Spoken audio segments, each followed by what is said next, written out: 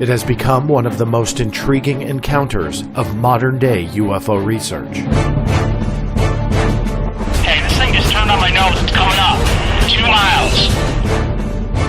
On November 14th, 2004, about 100 miles off the coast of San Diego, California, the USS Nimitz Carrier Strike Group was conducting a training exercise.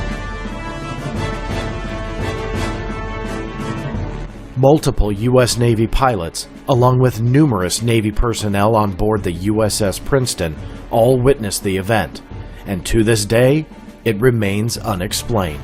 It was unbelievable, because normally what would happen if a normal aircraft did that? First of all, it would fly apart. It wouldn't be able to withstand the G-forces, and there would be multiple sonic booms. It would be boom, boom, boom, boom, boom, boom, boom, boom, and this did not make any sonic booms.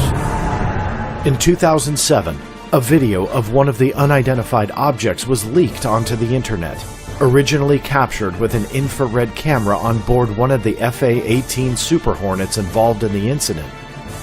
The Black Vault made international headlines when it was able to get the U.S. Navy to finally admit they have no idea what that object is. They consider it what they call unidentified aerial phenomena, or a UAP. My guest today is retired Police Lieutenant Tim McMillan. He works tirelessly as an investigative journalist, having written for Popular Mechanics, Vice News, The Drive's WarZone, and many others. He has dug deep into the 2004 Nimitz Encounters by speaking directly with nearly every witness that has come forward. Having just completed a popular news piece that garnered worldwide attention, he is here to share his findings about the case. Stay tuned. You're about to take a journey inside the Black Vault.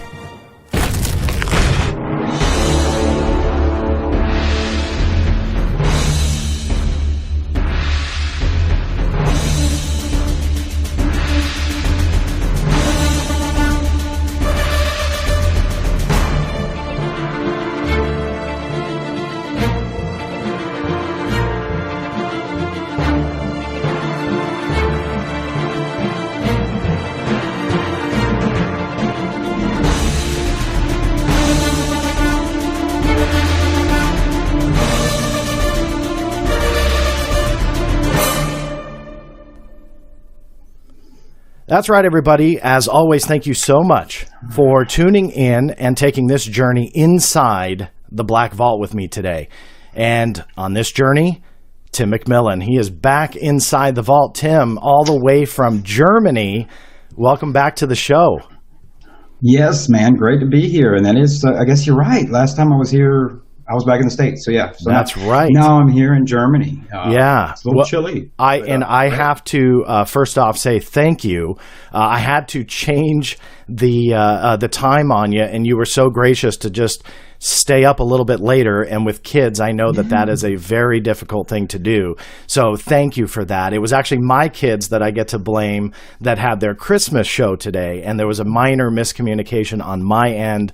I thought I'd be back in time, and I wouldn't be. But you were awesome. So I really do appreciate you kind of, taking that one and staying up a little bit later with me. Dude, no problem. I mean, family comes first, man. And so, yeah. I'm glad you didn't blow your kids off for this. I was gonna, and then I figured, you know what? I might as well go see my amazing little 5-year-old do his dance. So that was a lot of fun. I wish I had time to show everybody the video and be that dad all of a sudden bragging. But anyway, so thank you for that, and thank you all to those who are listening live, watching live here on YouTube. If you're listening to the recorded version, just so you know, on the YouTube channel for the Black Vault, I stream a lot of these interviews live. So if you're listening on the podcast, definitely join on YouTube. It's a lot of fun, and there's ways to text in questions. You'll see that telephone number on the screen for those who are currently watching live. Feel free to text in your questions. Now, that said, I do want to make sure that I thank Dave Beatty, who is the mastermind behind the Nimitz Encounters film, which helped create your introduction. So a special thanks to Dave. If you have not seen the film, I know Tim has. He's seen it a few times, I bet. But if you have not seen it, if you're watching live on YouTube or if you're in the podcast version, the link is below or in the description. Make sure you watch that. Dave did an amazing job. He's been a guest on this show before, but Tim, I'm sure you'll agree, he worked tirelessly on that, and he was very gracious to us as well to allow us to use those visuals to create that introduction and very much help kind of set the stage for why you're here, Tim. And I'll stop blabbing here, but I have to congratulate you on your success since you have been on this program. You were obviously highly successful before. Don't take that the wrong way. But I mean your continued success since you've appeared. You have written great articles for, The Drive's WarZone, for Vice News, for Popular Mechanics. You are getting out there, man, and I really admire that. I admire the hard work, and it shows. I mean, you've done some amazing work, so congratulations on that. And that paves the way for why you're here today. Very recently, you dropped an article on Popular Mechanics all about the USS Nimitz UFO encounter. Now, not everybody who listens to the Black Vault is into UFOs, so now I'm going to pass it to you and stop blabbing here, and have you just give us a couple-minute synopsis here, on a rough overview. What was this case all about? Sure, but first and foremost, I'm going to flip back real quick because I couldn't agree more with you, what you said in the intro there. And I did an AMA last night on Reddit, which was a lot of fun. I'm not a Redditor, so there may be some people listening here who kind of bled over because I mentioned it. Oh, great. And so at least two people asked me. I never got a chance to answer it. Like I said, differences in time zone, but people said, who is the best, who's a UFO researcher you respect? Who would you consider to be one of the best? And I didn't get a chance to answer it, so I'm going to answer it for everybody now. And that would be Dave Beatty. I mean, people don't realize it because he's not somebody who, let's say, a UFO celebrity. But he is a phenomenal. People don't realize what a good researcher he is. And so, indeed, anything and everything I know about this case, and kind of the ability to bring it to Popular Mechanics. And I appreciate all the. Inflating my ego even more than people think it is, but those publications that allow me to do it, that cover a topic, I try to bring a serious tone to it. So them allowing me to do it, really, hats off to them. A lot of respect for them allowing me to kind of have a platform to present, hopefully, some objective information about the topic. Now, to your point, now that I have gone off the rails already, remember you said it was late. That's why I said it'd be fun. It'd be kind of like I'm drunk. Don't lie. You've got those cocktails flowing. It's Friday. You can wait. Saturday morning. What is it over there? No, we got a couple hours towards Saturday. Oh, good. So crack another one, Tim. No worries. All right. I'm hungover from the day before. Good for you. Hair of the dog. Yeah. Well, I mean, this is, I think most people are very familiar with it because this is the one, kind of the seminal case the New York Times brought out initially, December 2017. So we're almost at the 2-year anniversary here. And this is the one where the Nimitz Carrier Group, Strike Carrier Group 11, was performing maneuvers off the SoCal training range off of San Diego, about 100 miles off the California coast there in the Baja. And they began to experience initially radar contacts, unknown radar contacts. They were out there in these maneuvers for, there was a host of new equipment on the ships, and so they were testing, preparing that the actual carrier group would end up deploying in theater the first of that next year in 2005. And so there was a lot of kinks to get worked out. I think that's exactly what Gary Voorhees, one of the witnesses, told me. A lot of kinks to get worked out. And so they started experiencing anomalous radar returns. These were objects initially, and I think there's maybe some misconception as to what the initial radar returns were, because I think it gets blurred in with what the pilot saw. Mm-hmm. But these were at times, more than one object. So they're looking at a scope. And this is some of the best radar. This is the Spy 1 Bravo radar. It's brand spanking new. This is the best of the best. It is not a scanning array radar like you think with the the good old doop doop. So It is a continuous pulse system, and it's picking up anomalous aerial contacts, which are going about 100 knots, which that's actually slower. There's this is very associated with some of the other things that will happen later, but it's kind of just meandering along, much like a helicopter, except for the altitudes that this thing will go up and down, or these things will go up and down, or anywhere from coming towards the close to 60,000, 70,000 feet down to the ocean surface in a very, very, very quick amount of time. Mm-hmm. And so the assumption is, like, I think everybody's pragmatic here. These are trained military professionals, and something's wrong with the system. It's brand new. You get a brand new car, and it's haywire. So they end up taking and Gary Voorhees was instrumental when I interviewed him in the article, because he was the Aegis systems technician for the USS Princeton, which is a missile cruiser. It's kind of the brains of the carrier group. It's one of the most important ships in that carrier group. And so they took these machines down, recalibrated them, put them back up, and lo and behold, the contacts don't disappear. They're coming up clearer now. They're coming up better. And so eventually, and I'm sure we'll get into some of what the witnesses said, so just give them a broad overview. Eventually, the decision will be made. They had a training exercise already scheduled for that day with 2 F-18 fighter jets. They will be sent to try to make a physical intercept of one of these objects that's appearing on radar. And that is where we will end up hearing about the infamous or famous, depending on what side you want to lean on, Tic Tac object that Commander Fravor has spoken extensively about. If anybody's seen a lot of his interviews, we're talking about a true anomalous craft, is what they're describing. Yeah. No control surfaces, they say, like a Tic Tac, that appears to defy what we know to even be our most advanced aerospace technologies. Later on, another fighter pilot will capture the video that we all know and love now. Yes. The FLIR 1 video.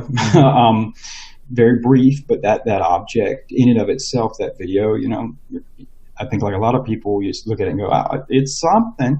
Yeah. But what is it? You need the totality of it. But that's evidently what they saw in a very grainy form. Yeah. So there's physical evidence there. Again, all this happens 15 years ago, and really we're talking about it now because it reemerged. There was some slow trickles out of this event. Obviously, 5,000 sailors out there. And it's kind of become what I consider to be one of the most intriguing cases. Is obviously it's a very popular case, but for me, when I'm deciding, well, what am I going to look at in that? I think this was one that I was very pleased to have an opportunity to talk to all the guys I did and get their story out there. And that's where I think your article is very unique, because I think to the general public, they've heard Commander Fravor, and he's got a great story. He's a great speaker. I don't want to take away from his story, but I think what you really drive home to the general public is he was not the lone person up there that saw this object, that experienced this whole thing, and he's the only one that can talk about it. There are a lot of voices that were there, and you talked to almost all of them. Let me ask you, from the standpoint of an investigator, because we established in the first show that I did with you, you're well-trained, so no one's going to argue that. But you're obviously talking to these men and women that were involved in this. What is the consensus that you get from them? Are they thinking, oh, look, this is, we can't identify it, but it's some kind of military tech? Are they thinking, oh, my gosh, this is the aliens are here kind of thing? What did you walk away after you've talked to everybody with? It was really fascinating, and you're right. That is my approach, and that's what I tell people. I've said it before. I'm an investigator. I'm not a scientist. So that means that I am a little more open to what in terms of scientific method would just be subjective evidence, meaning testimonial evidence. Do I consider that to be absolute? Absolutely not, but it is everything. And so I try to take a very holistic approach. And you're right, that was part of my entire motivation in talking to these guys as I became frustrated, because I knew Dave Beatty's film had been out there for almost a year. I knew these gentlemen had spoken some, and Dave's film had been very successful before my article. Millions of views, but there was still a segment of the population that maybe hadn't seen it. And I felt like these guys deserved to have their voice out there, and there was some contention. And I'm sure we'll get into that. And I felt like that it was necessary to examine that. And so, in terms of what they walked away with, I'm glad you asked that question, because that was a lot when I had conversations with these guys. That I went into, because I wanted to know, what was it like at the time? What was the feeling? Because as an investigator, you don't kick out intuitive behaviors. You know, if you do a job, these guys first and foremost were highly trained. One of the things that really impressed me is when I was talking to Gary Voorhees. He's rattling off the capabilities, names, and of systems he hasn't worked on in 15 years. Wow. But he's, it doesn't leave him. No, and it's hard to convey that in a written article. I think it's hard to get it in one film. It's hard to, you almost have to sit down with these guys or talk to them to realize, man, these are very highly trained professionals, as our military service members are. They know their job. Yeah, and they're salt of the earth, good people. Like, they're just, you want to be your neighbor type thing. At that same time, if I thought they were lying, I'd have said it. And in terms of the feel on the ship, it was very intriguing to me, because initially during this time, everybody had a little piece of it. They knew something was going on. Ryan White, he was one of the helicopter aviation guys that was attached to the two Seahawk helicopters to the USS Princeton there. So he's on a detachment. So he's attached to the ship, but he's on the helicopters. I was very intrigued by him, because he mentioned that feeling of, I knew something was going on, and it felt real world. And that was important to me, because here's a guy, and pardon me, I don't remember off the top of my head how long he had been in the military at that point, but he'd been on Navy ships for a while, over a decade. And so when he's the feeling something's going on in real world, you take that to heart. That's a piece that you want to keep going down. Excuse me.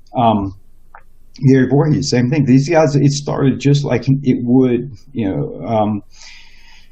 in any scenario where you have a bunch of people in compartmentalized jobs. There's a little scuttlebutt. It's kind of like, why is this guy doing that? Ryan brought up Chief Day keeps getting called back. Every time he leaves, he can't get out of the command center. What's going on? And so they knew something was going on, but even during the time, because things are so compartmentalized, so some of them, and I'm sure we'll get into, saw videos, some of them had much more integral roles in this. Some of them didn't. They just had small pieces. And so when it's all said and done 15 years ago, and that was one of the things I talked to a lot with Jason Turner, who was a supply going into medical at the time. He was kind of he was funny when we were talking, because he likened himself to the Bob Ross mistake trees. Like, he got to see it, but it wasn't supposed to type thing. But a great guy. And I think they all walked away with it thinking, what just happened? But I will say, when it comes to why didn't it come out sooner, or why didn't these guys, I asked them, was this like your defining moment in your life? And they're like, no. I mean, I had been in the military. There was a lot of things that made me who I was, but it kind of was weird. And I think a lot of that was dictated. Gary Voorhees covered that up well with me, is saying that the general tone from the command and the senior NCOs was just disregard, like it wasn't a big deal. So anybody who's worked in a military organization, or in the military, or a paramilitary organization like I was in, and in a command level position, I realized that that's absolutely true. How your subordinates are going to behave and treat this will come from how you behave, and you don't have to say anything. And so that was the thing Gary said, is very likely, for whatever reason, at the top highest command, it could be the captain of the ships. So their next in command comes in and says, "Hey, Captain, we're having these weird things going on," and they go, "Yeah, cool." Well, that's going to be the way that it trickles down. So, to some extent, because of the lackadaisical kind of, I think they put it in their. God bless him and God rest his soul, Stanton Freeman. I think they put it in their gray folder, like you used to say. You put it there, and it wasn't until 2017 and people said, it came out on the news and said, "Here we are." Did guys go, "Oh wow"? I kind of always wondered. Yeah. And let me ask you, like, why is that? Why? You would think that something so profound would essentially stick with you and you'd want to talk about it.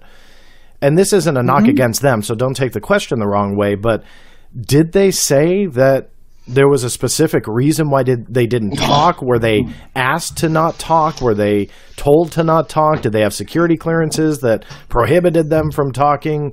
Or did they even talk about that with you?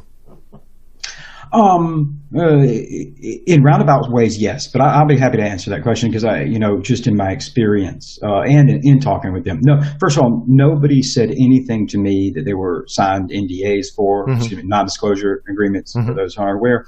I was really impressed by these guys because anytime I ask a question that could borderline on something that would pertain to the security classifications, the security oaths that they took years ago, and none of them are in anymore.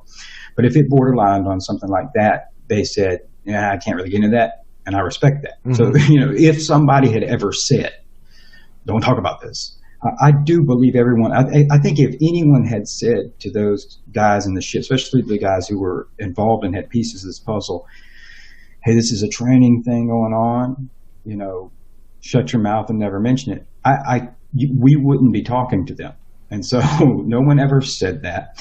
In terms of why they didn't come running right back out, and especially when you look at guys like Gary Voorhees, this was the last time he was on a naval ship. This was his last hurrah, great send-off.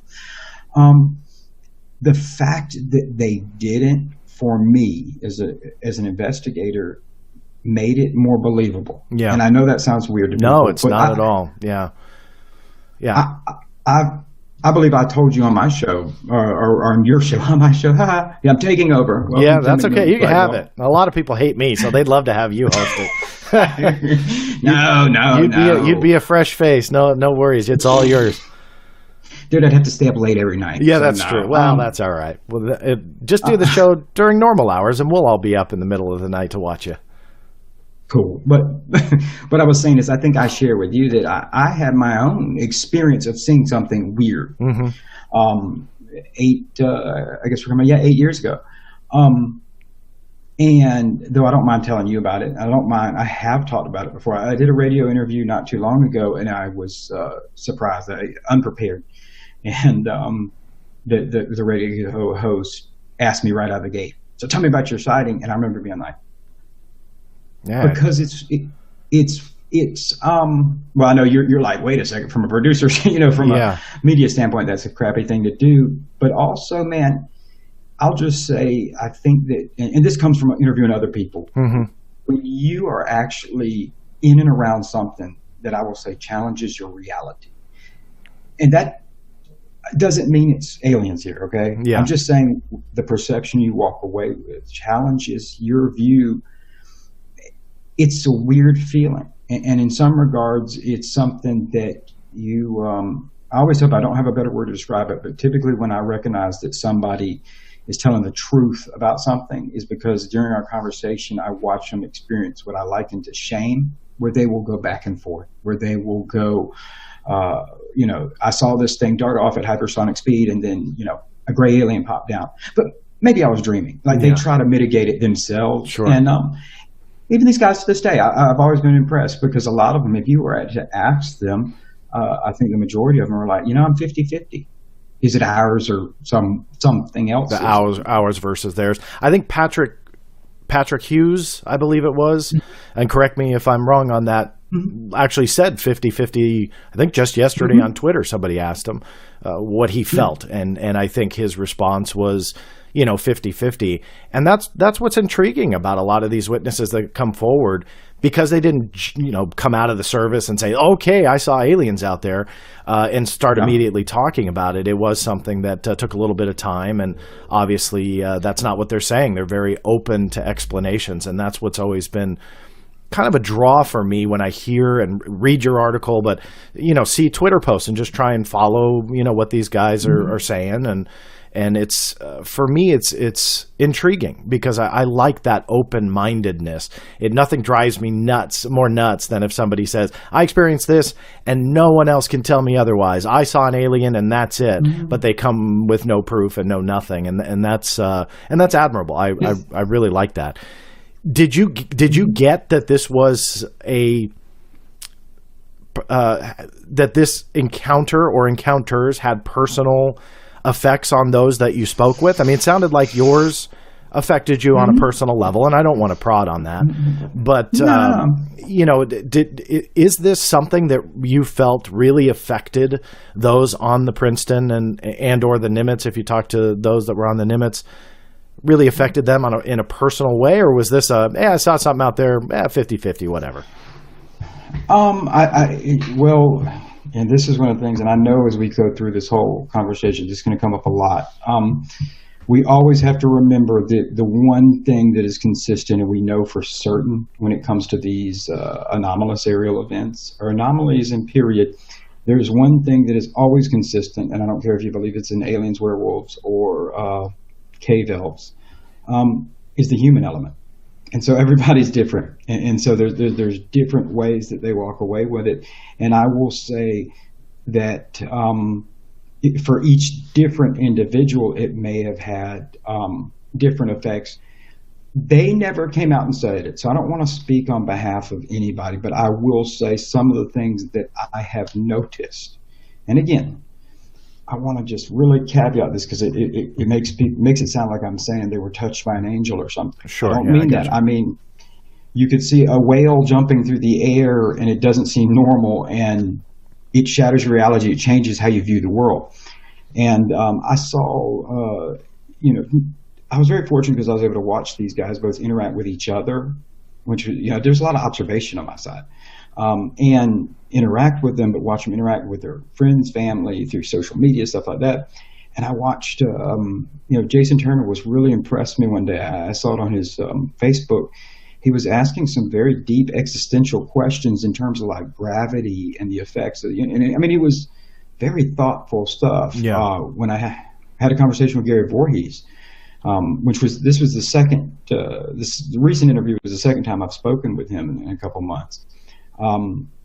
After we got through all the details of the event, I find myself always pig-trailing off because we're starting to talk about really interesting philosophical things, kind of, worldview things. And I asked Gary, I said, man, is this the kind of stuff that you thought about before this happened? And I think for his case, he's a very creative guy. He's actually shared some writings and with me, a fictional writings book type thing that, and he kind of gave me an idea one time. I hope I'm not saying anything. He didn't tell me it was off the record, but he gave me the premise of a fictional book he wanted to write, and I went, damn, please do, because that's a really interesting. So there's like creativity. So to answer your question, yes, and to varying degrees, and I think it depends on how much, it wasn't necessarily, do I believe that's because something, they were touched by something intentionally? I don't know that, but I just know that anybody that experiences anything similar to if you get into meditation, it's very same thing. And so, I'm glad you asked that question because it was something I picked up on. And like you said, it's one of those things that made me think about the world a little more. When you wonder what else is out here. Yeah. So no. Let me switch gears to the videos for a minute. As we set up in the very beginning in the introduction, back in 2007, that what we now know as the FLIR 1 video was leaked out on the internet. Sourced back to actually your neck of the woods, Tim. Where were you in 2007? That video appeared on a German production company's website, which you don't own that, right, Tim?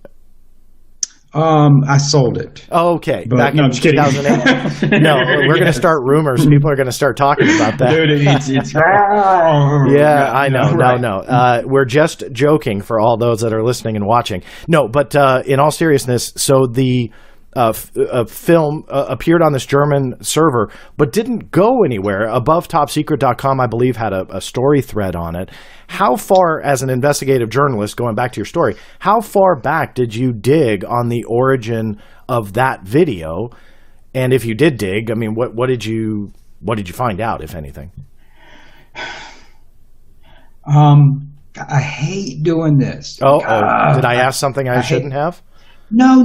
Yeah, well, no, you asked a great question that you should have. No, it's the answer to it though is just, and for anybody listening, that question, along with many others that pertain to the video, the leak of the video, the release of the video in 2017, that information will be coming out very soon. That is something I'm working on. Oh, okay. So I didn't mean to prod on that. I didn't. If I knew, I would have asked more questions about it. No. But that's good. Yeah. So you're doing okay. So let me not put you on the spot on that. But you're doing obviously then more work on this, and you're so your piece for Popular Mechanics was not the end all be all for you. You're pushing this issue. Sure, and I don't think Popular Mechanics will have a problem with me go ahead and teasing that out. That yes, there is a follow-up coming. It should be coming, ultimately turn in the editors. But Popular Mechanics has been, very nice, as all the publications are. Great editors. I love the guys I work with and girls, and they. So hopefully by next week it will be out there. I'll say good. It will be, yes, I can answer that question. I can answer the question how the video got there. I can answer the video as to who got it out there. I can answer great how it got out in 2017. And a little spoiler alert, I might just have, for the first time ever, a professional, FBI grade video analyst look at it. Wow. And so that's coming up. And gosh, Mick West was right. It was seagulls. No, I'm just kidding. I'm kidding, everybody. Okay, it's just us. We're not live, and nobody's watching or listening, Tim. So what'd you find out? All right, I'll let you go. Well, that's actually though that is exciting. It was that. It was. I was going to tell you. It was the Cold War. We found a life form. I'm kidding. I'm sorry. People, please don't. No, but that is, I think, that is something that lacks, I believe, in talking about the journalistic field as a whole. It's very lacking of follow-ups. And I wasn't even trying to prod if the follow-up was with Popular Mechanics, because a lot of times freelancers will, do follow-ups for maybe other publications or maybe continue the story on their own personal blog or whatever it might be. But that's exciting to hear. But let me just kind of straight out ask you about that from a journalistic standpoint. There's a lot of, I would say, conspiracy theories that I've heard over the years that the media squashes if you get too close to the truth. Obviously, with this case, we are getting into immense public interest here.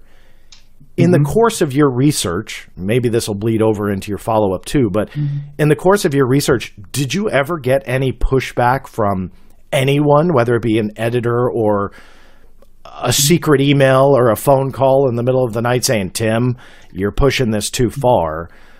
Or were you just able to make the best story that you could?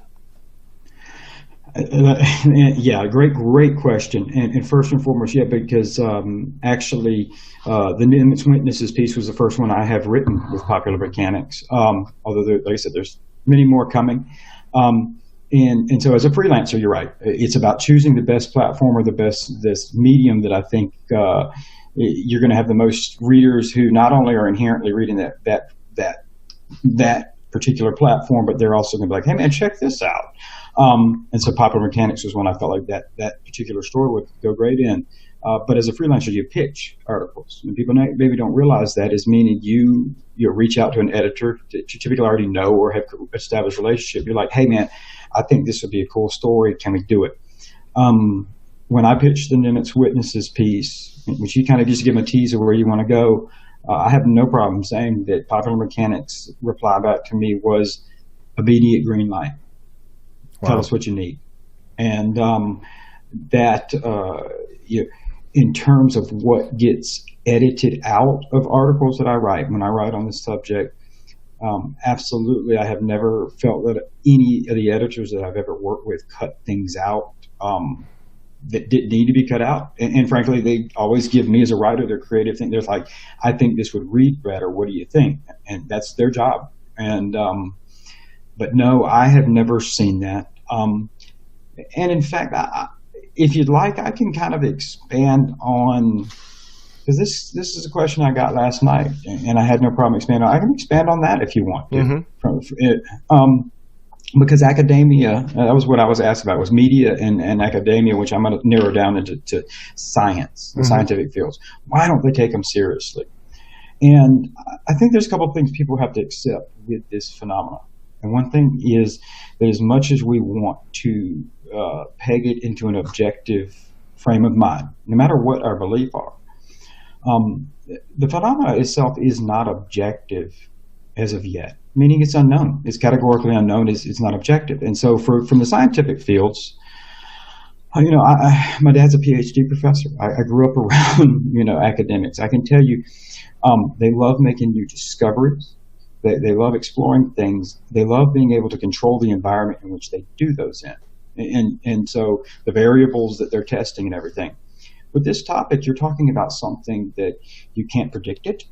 You can't control it. You can't all right, get me a random sample of 15 UFOs to fly by. It's in control. Yeah. What it is, I don't know. And so that's a scary thing. And so I think for most academia, they just are like, that's so far out of the bounds of how science is done. It's a controllable environment that even other aspects that people would like to see, material analysis, photograph review, those are just kind of collateral damage to a topic that is not controllable in most scientific things. There are some ways we can look at statistics and data. So with the media, when the media comes into it, people have to understand, we're talking about your mainstream media, your 24-hour news cycles and everything. They're a business, and I'm not knocking that, but the ad revenues are what generate that. Viewership generates ad revenues. That's how they keep the lights on their stage. So they're trying to bring in people, and people inherently, it's just how human nature. They like being scared. They like being suspense. They like a little drama. Mm-hmm. They like conclusion. And they like to walk away because the conclusion lets them know they're going to be okay. Yeah. And an example that I gave last night is, and this is just a rough example, it is not meant to impart any sort of political ideology or stance on immigration. But I just use it as saying the crime rate's rampant. That must be because of illegal immigration. We need tougher immigration. Once we have that, I'll be safe. You give somebody a conclusion, and they're split by different ideological and political perspectives by those news broadcasts. This topic doesn't lend itself from that, and so for most journalists, in and of themselves, they like conclusion. Yeah. Most media places want to be able to eventually give people something, or at least tell them how they can solve the problem. Yeah. How are you going to be safe at home and you not be attacked by the terrorist or the wherever? Mm-hmm. And this topic doesn't do that. And so it's a slippery slope. And so the approach to it has to be that's why I will, in the very near future, I plan on kind of getting my blog back up and running, because it'll give me a conduit to share stuff that I think is more geared towards the UFO community. Mm-hmm. Because a lot of what I try to put out is for the people, I go after Ma and Pa in Midwest. And so, no, I have never seen pushback with it. And that in and of itself, I will tell you, is thanks, though, because it demonstrates this is a topic that indeed the public takes serious. Yeah. The last time I heard from the editor at Popular Mechanics, that article was either the most, or it's getting close to the most read article on Popular Mechanics this year. Wow. So People want the information, and I appreciate the insight from the print world and how that works, and from a journalistic standpoint. Simply because, I mean, very quickly, I get that question a lot, especially working in television. And that's, something I've always tried to convey to audiences, because people are so anti-television. They think it's part of the cover-up, and, you don't see X, Y, or Z on this television show or that television show because it's too close to the truth. But at the end of the day, your bosses, at least mine anyway, just wanted a great story. And as the writer or the director or the producer, all of the above, as long as you produced an excellent piece, they'd put it on. Sadly, you'd get the producers, or again, from a journalist standpoint, writing print as well. You could get someone that'll debunk something, and that's their aim, and they have the power to do it. But that's why I was curious to kind of poke around a little bit on how that world works, because I don't know. But if you've ever had that essentially that pushback. No, to keep it going, it has to be, and that's the thing, is to keep the momentum going, is you're right, because it's trying to figure out how you can keep it interesting. How can I convey what motivates me to do it? And I tell people, I don't chase it to solve UFO. Yeah. That's not my goal. I don't know that that's possible. And so it's the thrill of the hunt. But where is it not clickbait?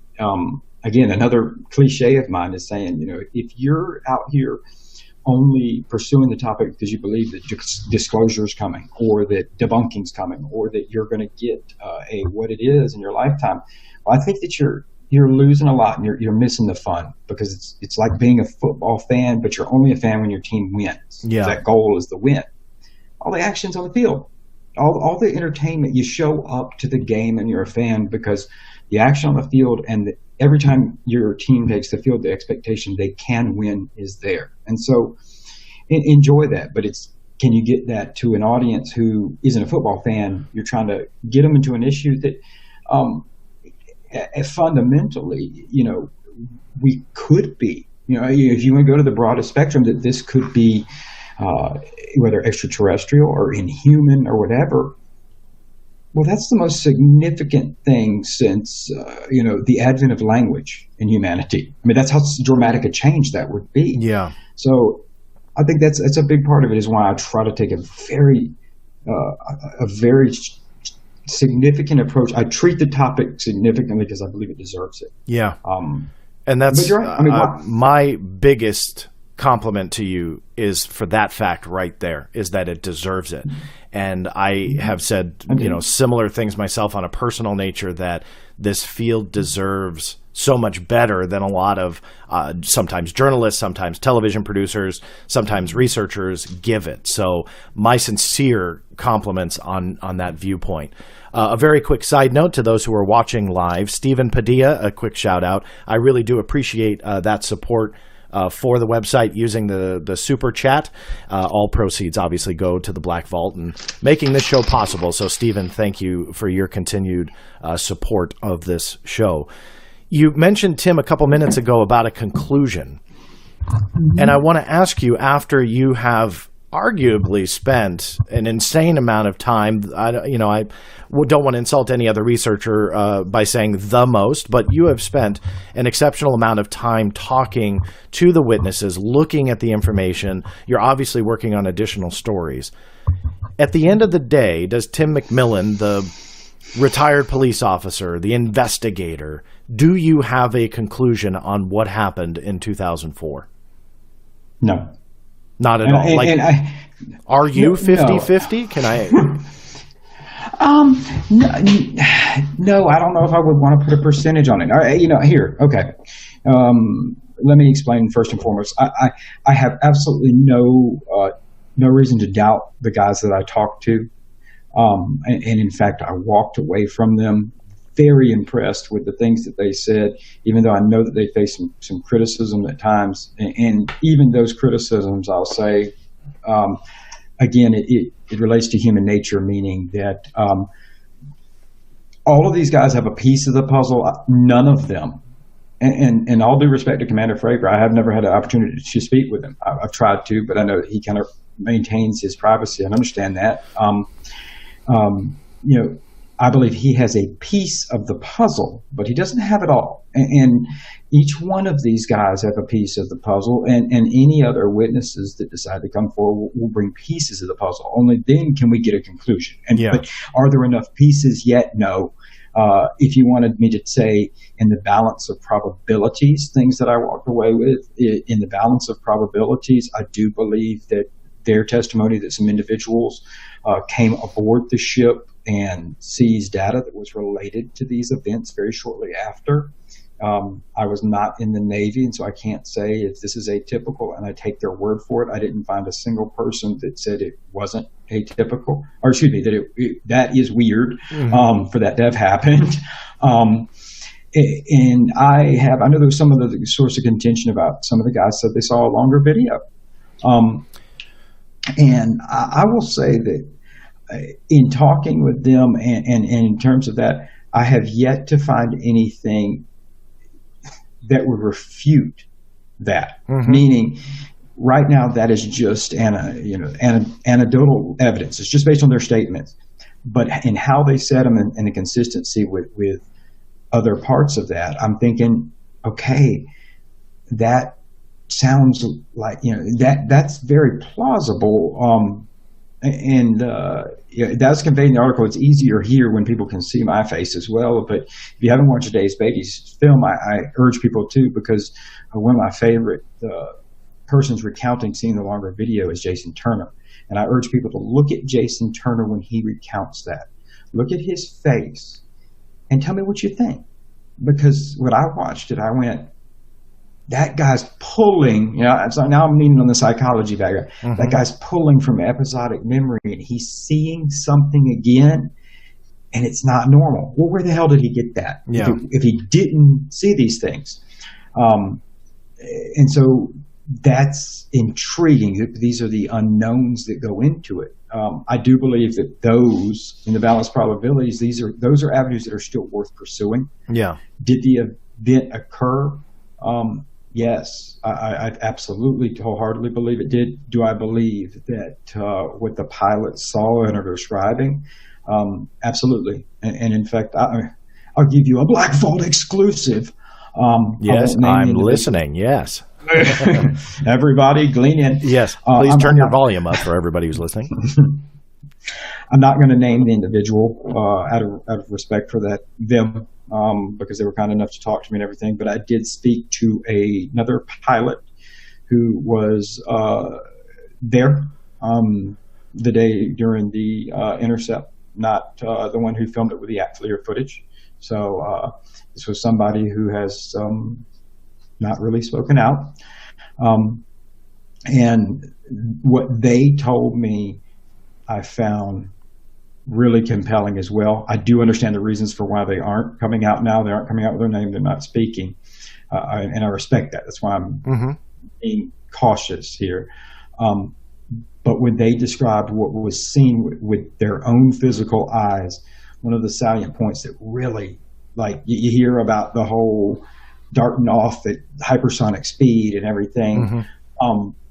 That's all cool and well, but when they described what they initially saw, they described the emotion that they felt when they saw it. That was significant for me, because however this object was behaving, it not only did it not look normal, it wasn't behaving normal. So, if you are going to wire a drone, you would wire a drone to behave somewhat in a human manner that you would understand. Yeah. He was jumping all around. It was weird. It was disturbing to this person. And so that in and of itself, I tell people, that's why I do take anecdotal evidence. I do consider it, because I used to teach that with cops. That sixth sense is a reason. They're intuitive. You fight a fighter plane, you're very highly trained. You know what's normal and not. Maybe if you can't even say it out loud because you don't understand. And so, in regards to, there's absolutely no doubt in my mind that this event occurred. Yeah. I trust the Navy. Believe it or not, I trust the government when they say that these are unexplained anomalous phenomena. Yeah, and I think that's one of the biggest points about this is I wanted to ask you because you spent a lot of time.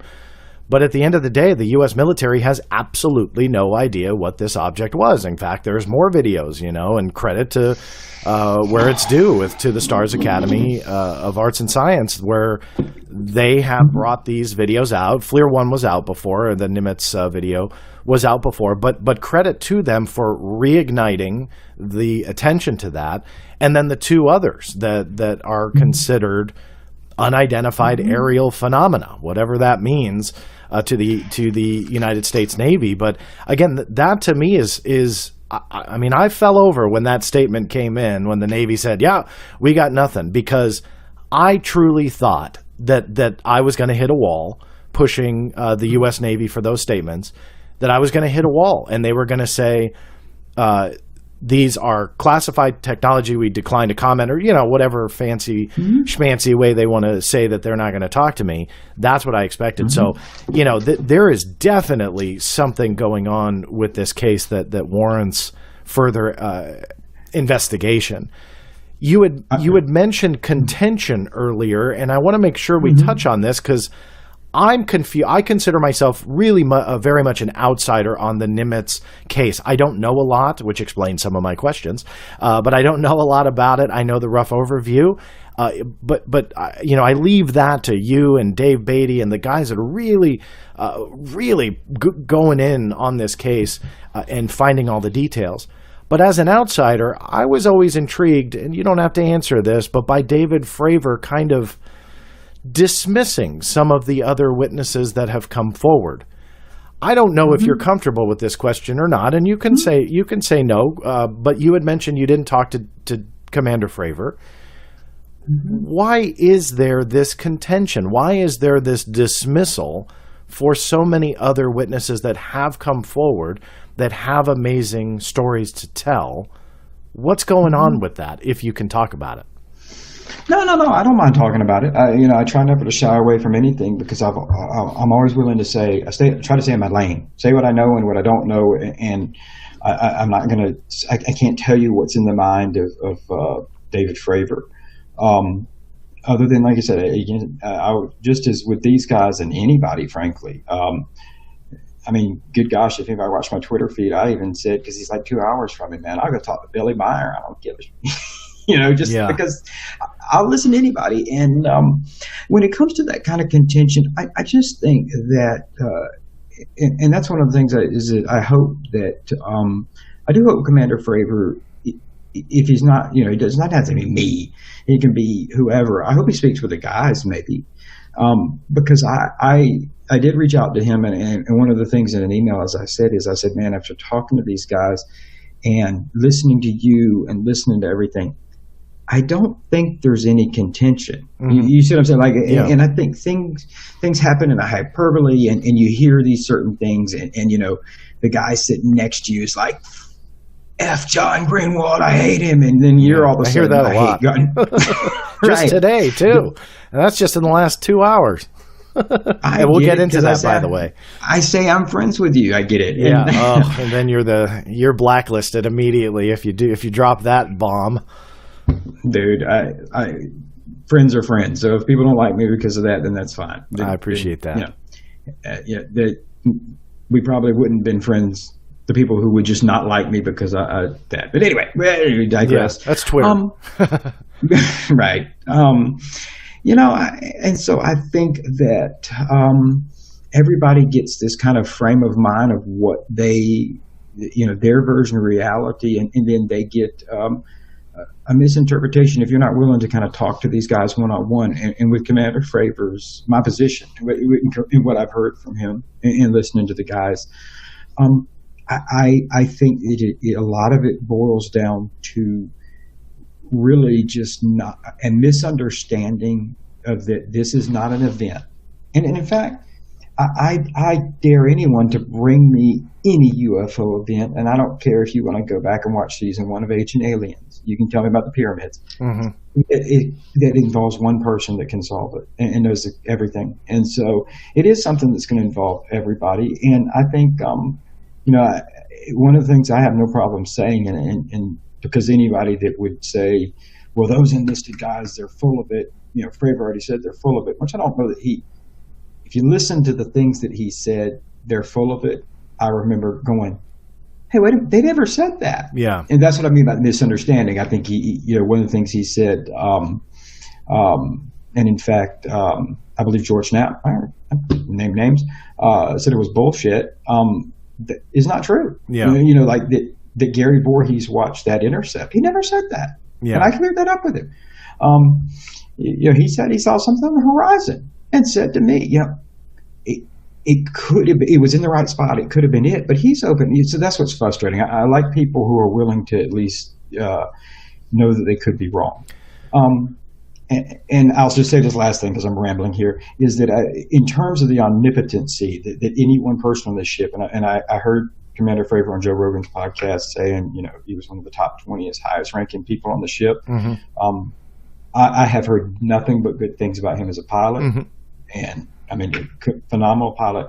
I will just say, because part of his is, if this all went on, I would know, because I was one of the top 20 people on the ship. Respectfully, Commander Fravor, you were one of the top 20th people in the strike carrier group that was there.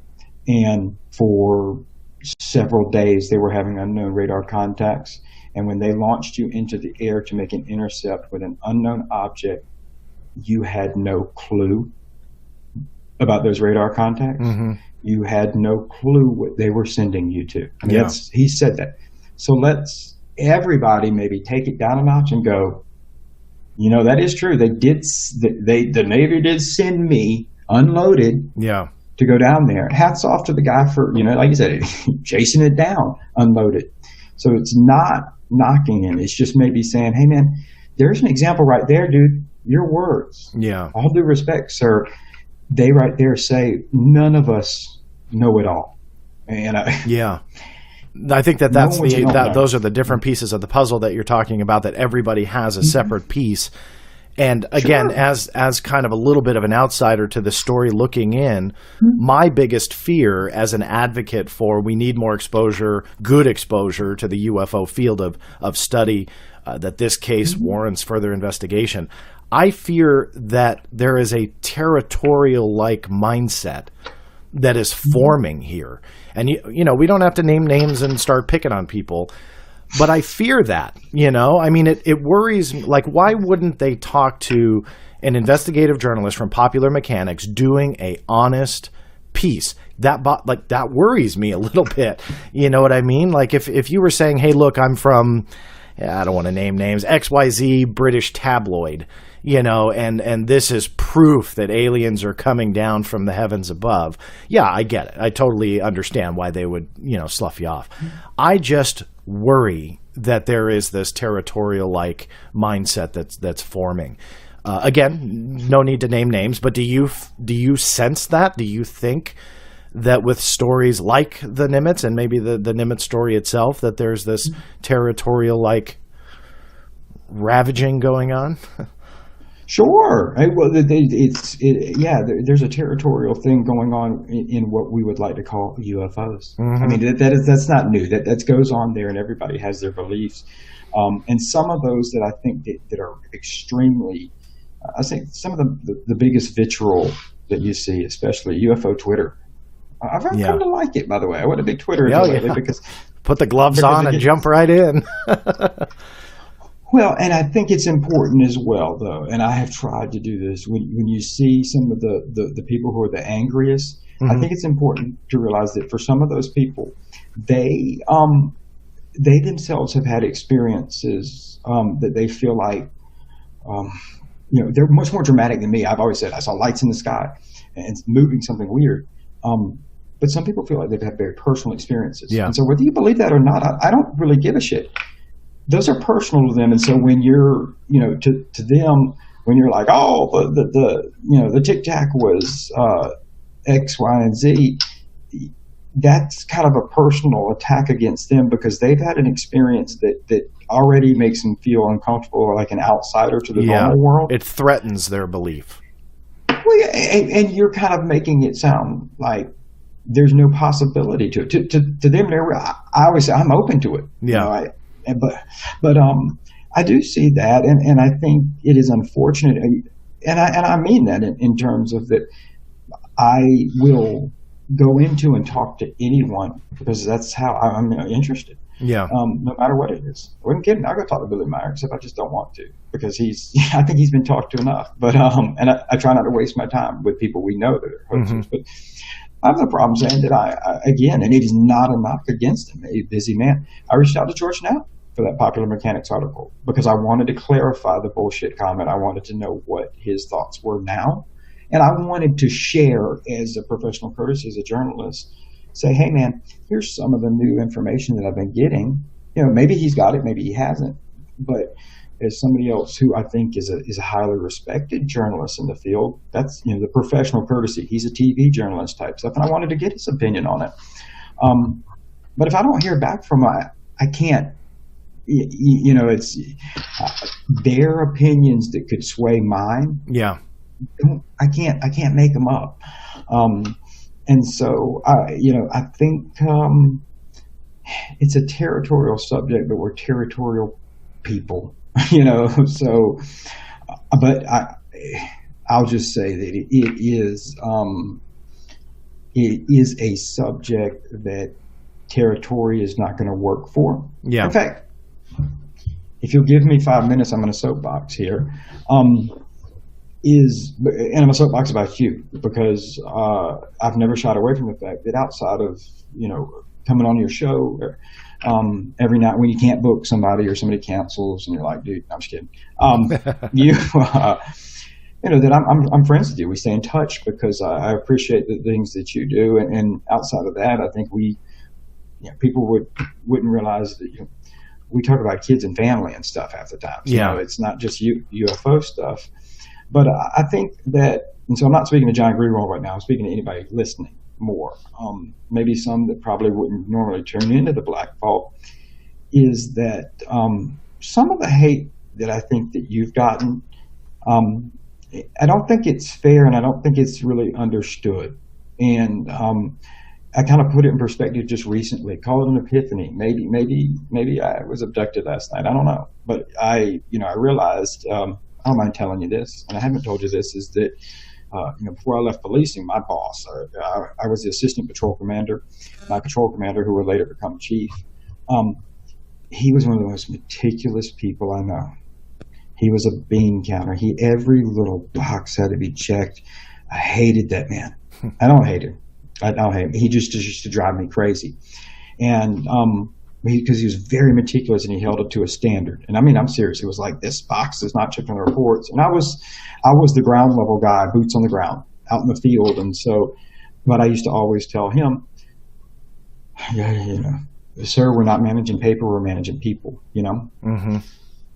After I took early retirement and was working as a legal analyst and intelligence and investigative analyst. And so I get called into to court cases very rarely, but to come into different things.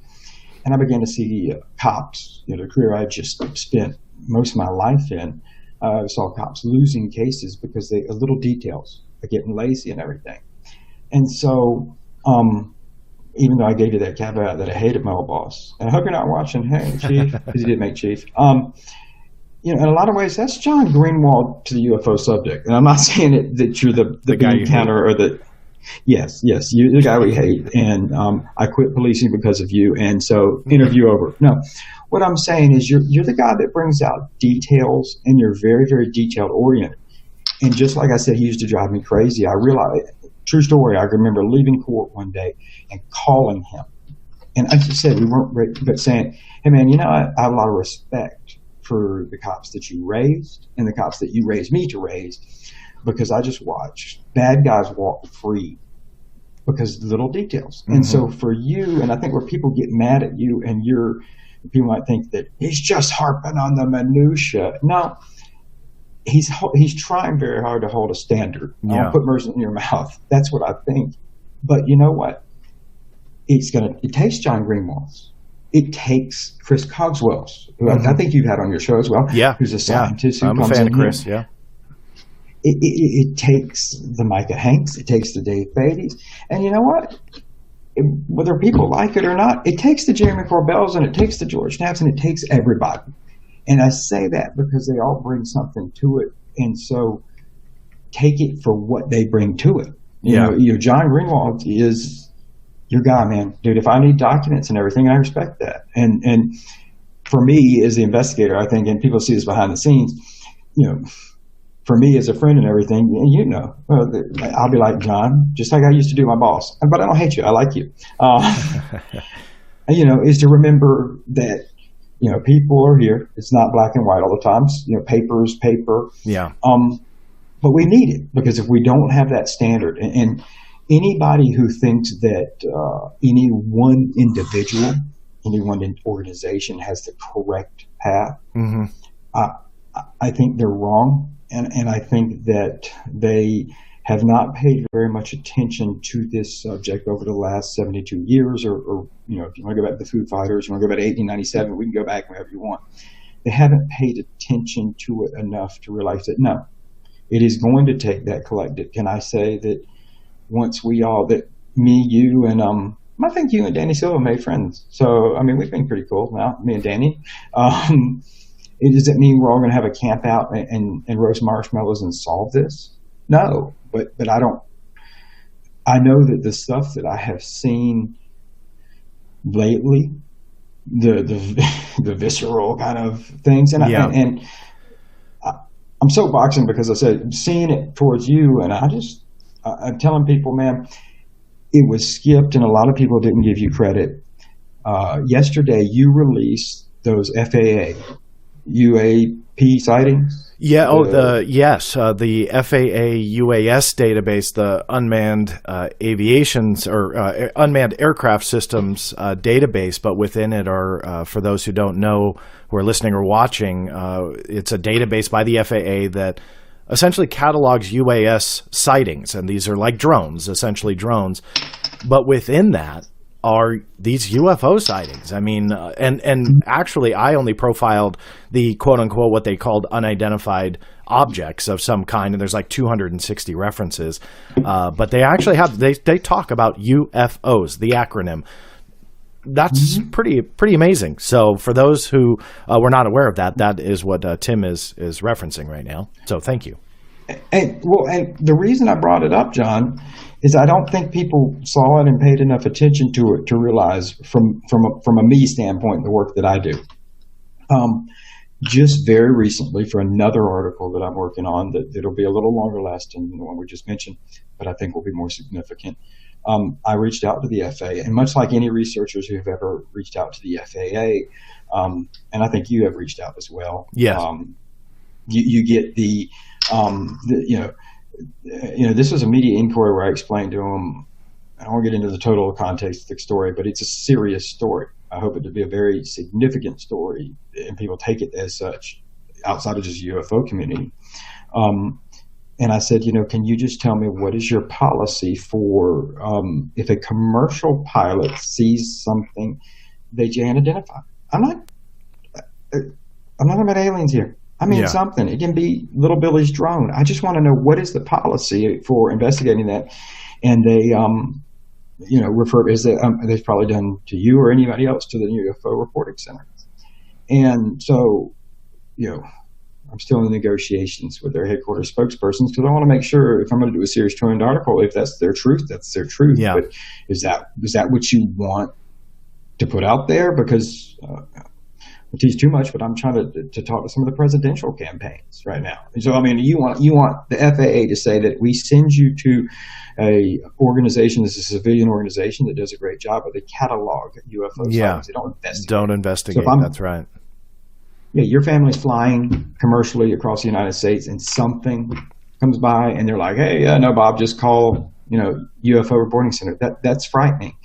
But I said all of that to say, you bringing out that FAA database, ladies and gentlemen, that refutes that, because who the hell's compiling that list? Yeah, and I'm not insinuating that means there's a grand cover-up or they're investigating it, but it does mean that something else is there. And so when you're able to, when guys like John can find that and bring it up, it allows guys like me to shove it back in their face and say, well, who the hell compiled this list? Yeah. Because I'm not trying to embarrass anybody. I'm trying to just get some legitimacy. Yeah. And going to what you were calling your soapbox, I'm not calling it that. I really appreciate your kind words. Today it was not planned. Today was very much an example of that, where I continued to push for answers from the Pentagon on various issues. And let me just very quickly say to those who are watching, and I'm sorry you lost my camera, Tim. I'll get it back in a second. The effort to get the statements that I did, actually, I was not aiming for what they gave me. And why I say that is I had sent requests to the Navy, to the Defense Intelligence Agency, to the Office of the Secretary of Defense, and to the Air Force. Now, for those who aren't aware, I dropped a story shortly before our live stream today.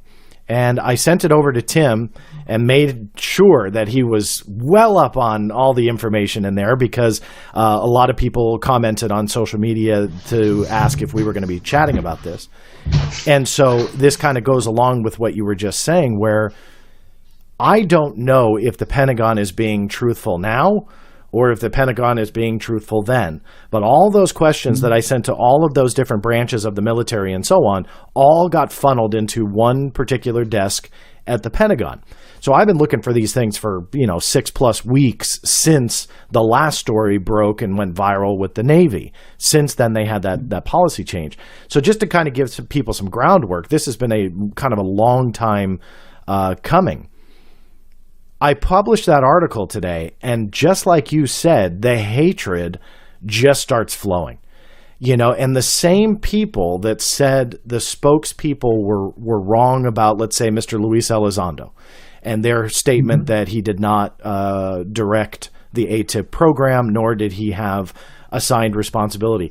I kid you not, the same people that attacked me, like I said it, that said spokespeople are not in the know, they make mistakes, and this is a mistake. Those same people now are attacking me again, and the Pentagon, although they didn't say it this way, but essentially they're saying we made a mistake. I'm not defending them, and I'm not saying what they're saying is right.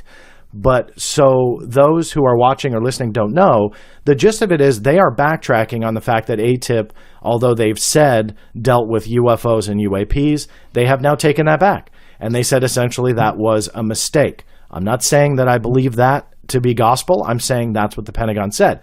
So going back to those same people that attacked me and said, well, Pentagon spokespeople make mistake, they're not in the know, and so on and so forth. Now I'm getting attacked that they must be the smartest people in the entire world because they are orchestrating this massive cover-up effort. And by doing so, they're saying, well, we made a mistake, but that's all part of this cover-up. I don't get it. I really don't. But of course, at the end of the day, I'm the jerk. And so if you look at some of the social media postings on this article, many are very, very supportive. A lot of people that are watching here on YouTube, I see the comments, very, very supportive, and I appreciate that. But obviously, there's some very noisy people out there. And Tim, to what you were saying earlier, and you mentioned Stanton Friedman, and I go back to this too. Stanton was the prime example of what it was like to be in the UFO community. And that community word is gone. And I mean, I'll blow it. I'm going to, if I find the time ever, write an article and or do a video blog and or both about how the UFO community is dead.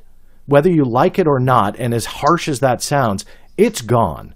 All you got to do is look at Twitter. All you got to do is look at Facebook. All you got to do is look at the people and the fighting and the territorialism, and it's really frustrating, and all people are doing is trying to get to the truth. That was my soapbox, Tim. Geez, I didn't mean to go off on a rant there, but that is the yeah, preach it, brother.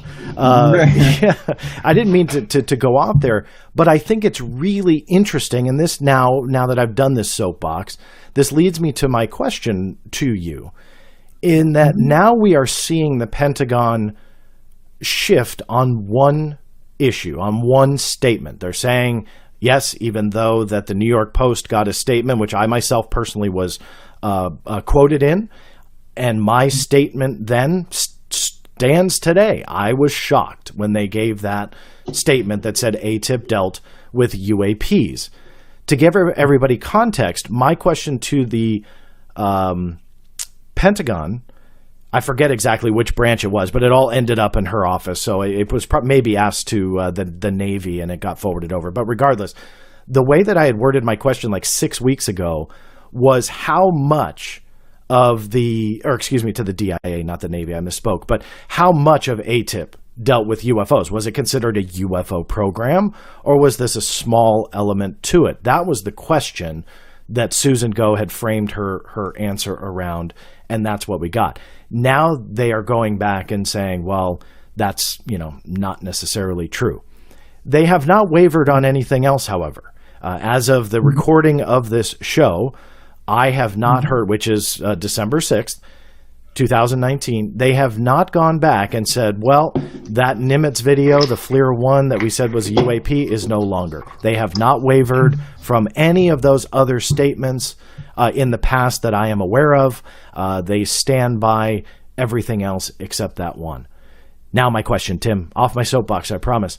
Do you think we will run into a growing problem here in the coming days, weeks, months, who knows, that the Pentagon is going to change everything they've said that has given the UFO community, what's left of it anyway, some hope that maybe we're getting somewhere? Do you think that we're going to be running into that they're going to change it?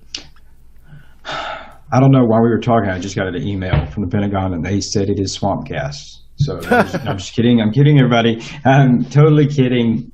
You got to have a sense of humor in this field, or you're going to have the divisiveness. But you're right. I have to be careful, or I'll be a disinfo agent. Your question is, do you think we will see something big coming out from the Pentagon? Well, not maybe. big. I don't mean to step on you, but do you think they'll change it? Oh, do you think they'll change the UAP thing? Yeah. Is this going to be a trend, do you think? I don't know, but that one will be a tough one, in my opinion, just because that came from was it Joseph Grandisher who initially said that, Naval Information Warfare Command, and now this is gone. I mean, things have funneled to the head with Susan Go, who is the strategic planner for the Office of the Secretary of Defense, Public Affairs. So we funneled it to the top. Okay. Mm-hmm. I asked Mrs. Go, and I've had a lot of conversations with her over the last couple of days. I asked her, why are we having to funnel it all to you? Because again, I want to keep reiterating about that human element when it comes to this. Is people need to understand these Pentagon spokespeople are human beings too, and a lot of times it's not like they have ran ATIP. They have,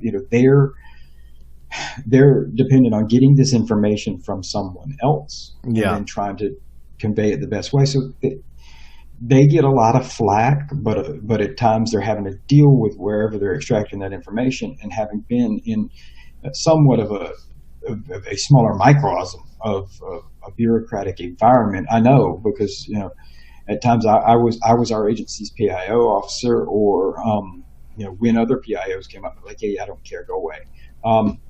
Was it the right thing? No, but so they're dependent on it. It's tough for them. I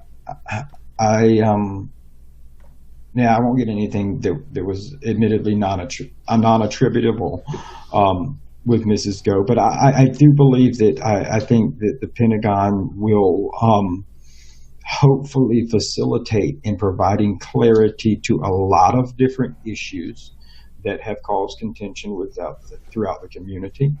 I believe that things, where lack of information exists and where the blanks are there, so there's no information. You're dealing with a topic that's inherently unknown or unidentified. Yeah. When things are unidentified, people fill in that obscurity with something. I mean, he's got to fit, like that's just, you'd be driving you crazy. And so whether it's on the side that everything's fit into being, the extraterrestrial hypothesis or aliens, or it's the skeptical, it's a flock of seagulls, it's a missile, whatever. Everything has to, you've got to fit in those blank spaces. And so what I find very frequently, and it's kind of teasing back to what you were talking about with the FLIR 1 video release and everything, is I find when I really dig to the deepest level of it, I go, it's not as conspiratorial. It's people make mistakes. Human beings are fallible. We're error prone. We're prone to exaggeration. We're prone to embellishment. We're prone to a whole lot of things. And I don't say that as speaking to any one person. I try to admit my own faults. I tell people, if you ask me what my last position was, it was the lieutenant assistant patrol commander. I didn't get the assistant patrol commander job until we got a new chief, because that's what he changed the position. The position before it was duty officer. I literally didn't do any new job. But if you ask me now, I'd say the assistant patrol commander, because it sounds cooler. Same job. And so what I mean by that is we're human beings are prone to a lot of different things. Does it mean that there's conspiracies? Does it mean that there's government cover-ups? Does it mean that people are maliciously fraudulent? No, not all the time. I tell the UFO subject's no different than anything else in the world, and it is that if you watch the news, the headline news, if you were to watch it, you would believe that the world is a really horrible, shitty place, and everybody's going to die, and there's just. But those are the most extreme examples of life, good and bad. Most of us don't win the lottery. Most of us don't get attacked by an alligator, that kind of stuff. But so 99% of us don't live in that world. And we want, whether it be somebody like TTSA or whether we want it to be the Pentagon spokespeople or whatever, to somehow be perfect. And they're not. Now, are they malicious in their intent? Once you dig in the heart of it, a lot of times you find that the simplest answer is the truthful answer. And I think probably the most scary thing for a lot of people to accept and realize, and this is just my opinion, and talking to all sorts of people, is I'm not on the page that I think that anybody knows. And I don't.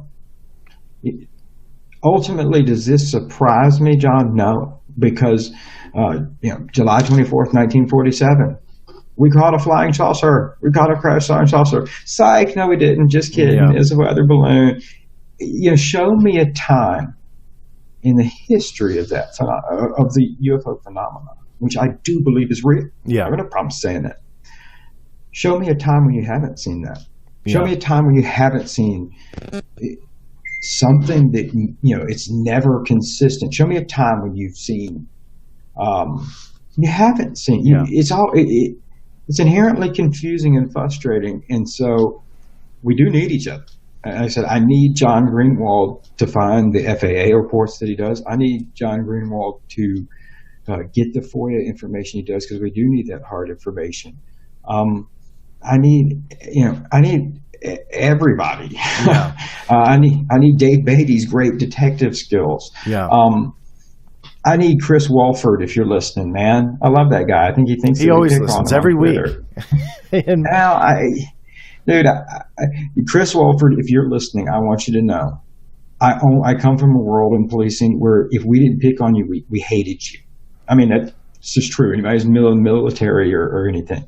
And I'm not trying to call Chris out now. God, I'm going to be called an asshole again. See what you do to me, John. I'm just saying. I think that a lot of people on Twitter think that we hate him. I saw somebody say, "Why does John hate Lou Elizondo?" I'm like, he doesn't. That I'm aware of. No, and that's what's frustrating, I think, is even though we joke a little bit about it, and obviously Twitter is a crazy environment to step in the ring of. There's no hatred when you question something. I didn't come out of the starting gate thinking there was anything wrong with Luis Elizondo's story, since you brought that up. And I get accused of hating him a lot, which is why I wanted to quickly address what you had just said, in that I did not, I thought it was the coolest story I've heard in a long time. It wasn't until, a couple months after he had come out that I started questioning it. And that's when that vitriol started. That's when the people thought, well, Greenewald's just out there, hating on whomever. One comment I saw today was, okay, now it's, because of the article that just dropped today, okay, now it's settled. All John Greenewald wants to do is upset people and ruffle feathers. And all that article did was talk about what the Pentagon had just stated. And I think what people that, and I don't want to just pick on the TTSA, what we joke on Twitter about being fanboys and stuff. I'm not just trying to target them, but rather I think people are missing that the Pentagon is part of this story, whether you like it or not. The Pentagon stating A and then changing it to state B is part of the story, whether you like it or not. It doesn't mean that that's gospel, whether it's A or B. We got to pick a route here. What do we believe? But rather, I think people are missing that is part of this. The first explanation for Roswell in 1947, and then the changing of it, and then the changing of it again is part of that story. And people are missing that. They're missing the fact that this is a crucial element to understanding what is going on. And questioning Mr. Luis Elizondo, questioning Dr. Hal Puthoff, questioning To the Stars Academy, questioning Tim McMillan, questioning John Greenewald is all pieces of the puzzle that we need to just simply deal with. And I just don't get it. And I've truly tried, and I think I've done a good job in the last couple of weeks, to just try and step back and just watch Twitter roll, when an article like this comes out. And it really is interesting, like I said, going back to that one user, well, there's quite a few, but one in particular that sticks in my head, that attacked the spokesperson for being ill-informed, and then when they admit to a mistake, then they're orchestrating this massive cover-up operation. The last thing I'll say, and then I don't know how long you want to go, Tim. It's been about 90 minutes or so. We'll do some questions too, because I know that people are texting in. So for those listening, we'll get to some of those questions too. But the last thing that I'll say that people often forget when they just say, well, it's the Pentagon, and if they get beyond everything that they've said in the past, it's this massive cover-up conspiracy agenda. And I think what people don't understand is that when you prove a cover-up or a conspiracy, which, trust me, I can name quite a few away from UFOs that are provable with evidence, with documentation, you need that. You need pieces of evidence. You need documentation. And so I bring in the Freedom of Information Act. Eventually, the Defense Intelligence Agency will have to deal with requests relating to ATIP. They are sorely behind. I won't bore everybody who's listening now. If you haven't heard me talk about this, I go in greater lengths about why we haven't seen documents on ATIP yet, and it's because of how backlogged the Defense Intelligence Agency is. I also have a couple of appeals that are also being processed. So in the next 6 months, 12 months, 24 months, whatever it is, those documents are going to be released. So now let's just take into consideration very quickly that this is a massive cover-up, that they are now backtracking and covering this all up. What the Pentagon just solidified is that every spokesperson hereafter, all the FOIA people within the Department of Defense, and I'm not just talking within OSD, I'm talking about DIA, they all now have to be part of the cover-up. Automatically. They all have to be brought in, and they have to destroy those documents, and that cover-up has to trust that no one will talk. You need the evidence to prove that conspiracy. I'm not saying there isn't one. I know that they've lied before and that they've covered up stuff about UFOs.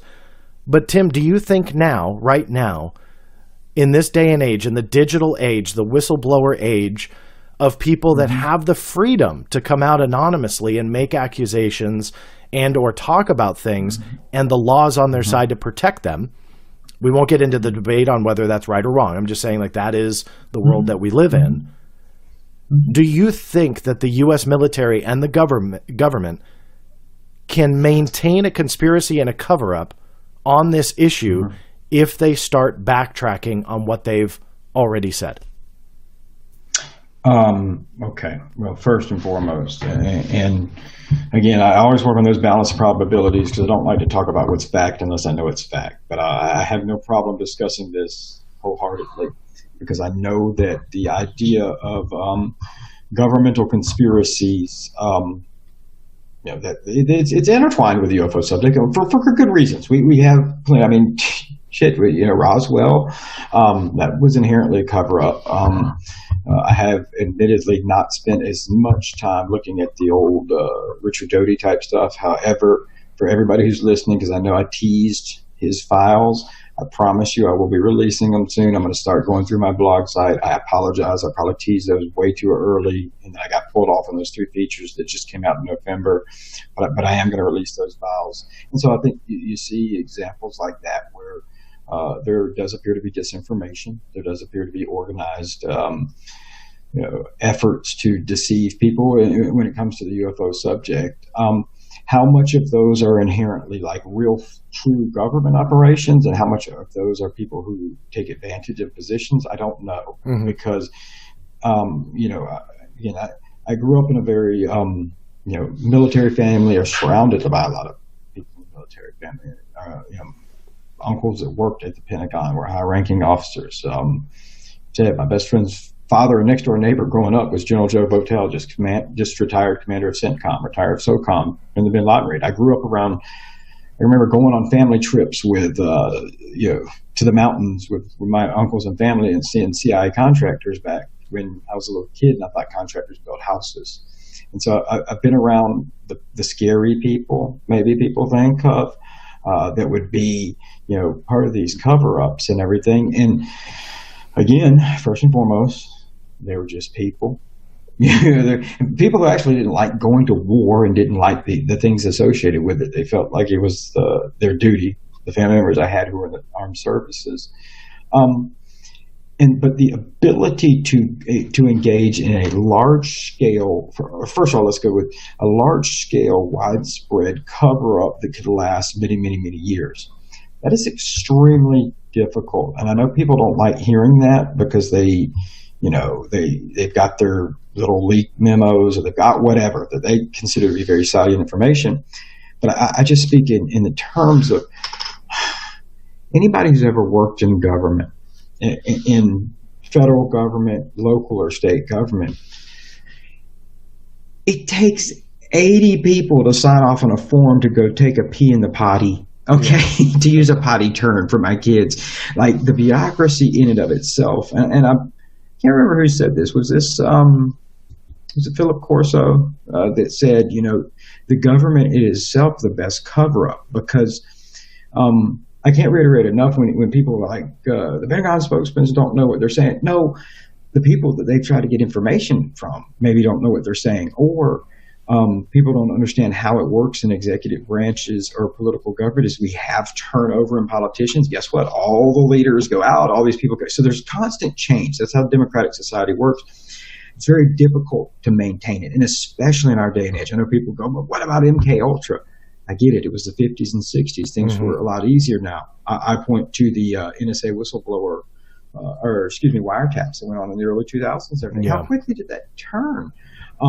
You only need one Edward Snowden. And more importantly, I think I just want to say that whether it's TTSA people have accused of it as, or in general, I'll put this on the record. I've put this in writing several times. So mark it down on your calendars. If the federal government was engaged in a widespread, organized propaganda effort, that is what it would be, lying to the American public, in which the American citizens would be the target of that. That is illegal. It is illegal under federal law. It is illegal, under Title 10 and Title 50, depending on which branch. I'm not going to give you a legal briefing, but either way, you can't do that. You can target foreign offices. That's why, stuff like the Voice of America is run out of the Department of State, and it's legally bound. It can't come to American ears. Mm-hmm. And so my point of saying all of that is that if any one of these people were an organized propaganda effort, the John Greenewalds that I just said we needed, the bean counters, and maybe it's your son one day that picks up the torch, that stuff comes to light. Yeah. You find the MK Ultra or that they didn't burn, and so whether that's 50 or 100 years, can I tell you that for a fact that that's not going on? I don't state things for a fact unless I know it. However, if that was ever come out, Tim McMillan just said, go look at it. It's illegal. It's unlawful. And I urge you, if we're bringing this out of the time capsule and it's 100 years from now when it comes out, hey, everybody in the future in your flying cars, hopefully I got screwed with Back to the Future. I don't have a skateboard that flies. But anyway, you know what?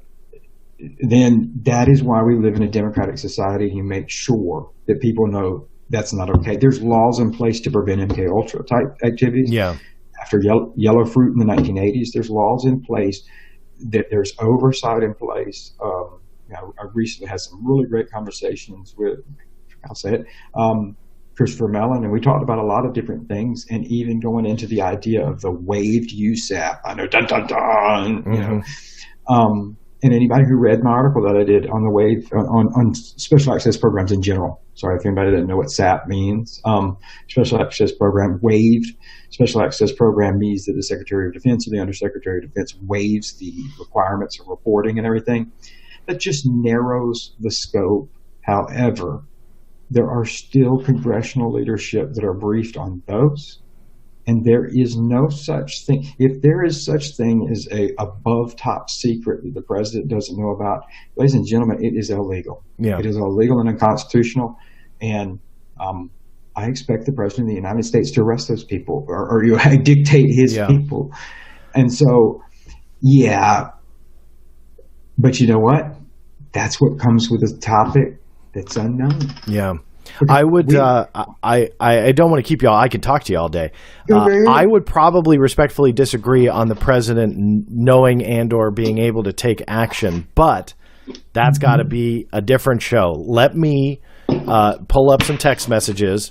If always a friendly reminder to those who are watching live, feel free to text in your questions. I promise you, I will be testing out the toll-free call-in line as well. Sadly, I just haven't been able to do that, so I don't want to, test it now. But the text number has been open. We've got quite a few different ones. So let me go ahead and. Well, I just lost one, actually. I know it was Scott, and I think I accidentally pressed a delete key on here. One from Scott that had asked you, Tim, and I'm going to paraphrase because, here it is. John, can you ask Tim this? What does he think about the discrepancy between Fravor's testimony and the other witnesses concerning men boarding the ship and retrieving all the data? Thanks, Scott. Scott, thanks for listening. And Tim, you got any comment or answer on that? Sure. Yeah. I don't know when he sent it. Maybe if I didn't clear it up enough before, because maybe I didn't. Maybe I danced all around it. What do I think about the discrepancy of it? I think that it's very important to understand that even as a squadron commander, as Commander Fravor was at the time of VFW or VFA 41. There we go. The Black Aces. The military is inherently set up to do your job and your job really, really well. And those fighter pilots are phenomenal in what they do. This is not just me saying it on my own whim and logic. As I spent a lot of time speaking to different fighter pilots, some of which were named in the article, where more of our conversation obviously wasn't contained in an article, or you guys would be reading a book. But there's a lot of things that are discussed, and there are other pilots that I spoke to outside of that maybe weren't. I go to extremes to try to get an understanding of it. And so at the end of the day, the understanding of the idea that anybody would have known for absolute certainty whether or not people entered the ship and boarded. I don't believe that any one person could have known that. And frankly, in Commander Fravier's case, the one thing I'll say is that he has brought up a great point. He's like, well, nobody interviewed me. Why didn't they interview me? Well, obviously, they didn't give a shit about your eyewitness testimony. That's why another reason I want to bring these guys out. The data was very important to them, or someone.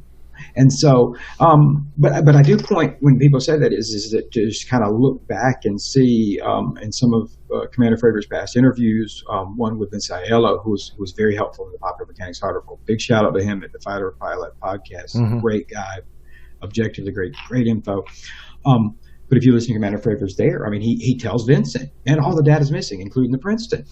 Well, okay, that's why I said I think that there's some egos or frustrations or ideas of how could this happen without me knowing. And I don't want to put words in anybody's mouth. He won't say it.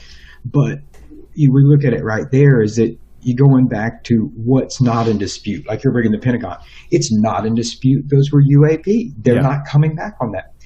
He's not disputing that the data went missing. So, like, who took it then? Yeah.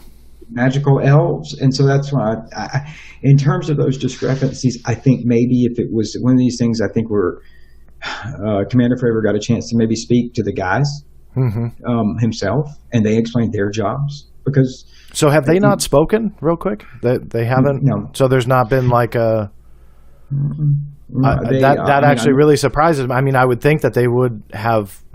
Well, maybe that was a bad assumption on my end. I would think, but so there really is this, and I'm not putting words in your mouth. This is me. There really is this kind of territorial separation between the two camps. Well, so, I'll say, I don't mind. I mean, what sounds to me is that communication, not only with this case, but with others as well, when it comes down to that vitriol that we talked about and so on and so forth, that people just need to talk, that people just need to communicate. It's that Stanton Friedman UFO community debate that he was so famous for, that he didn't mind going head to head with anybody.